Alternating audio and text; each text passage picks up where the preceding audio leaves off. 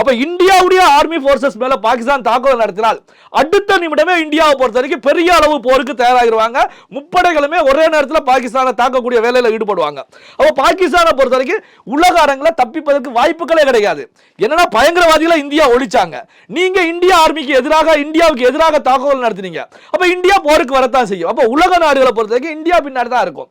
இது பாகிஸ்தானுக்கு மென்மேலும் ஒரு நெருக்கடிகளை தான் உருவாக்கும். ஆனா இந்தியாவை பொறுத்த வரைக்கும் என்ன அப்படின்னா எது வந்தாலும் எதிர்கொள்ள தயார் அப்படிங்கிற நிலையில தான் இந்தியாவை பொறுத்த வரைக்கும் முப்படைகளையும் தயார் நிலையில வைக்கக்கூடிய நிகழ்வுகள்.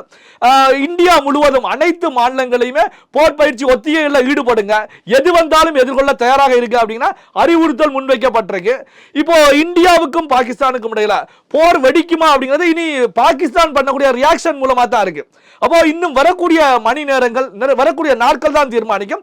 இப்போ நள்ளிரவு நடந்த தாக்குதலை பொறுத்த வரைக்கும் இந்தியா வெற்றிகரமாக பதிலடி கொடுத்து விட்டது.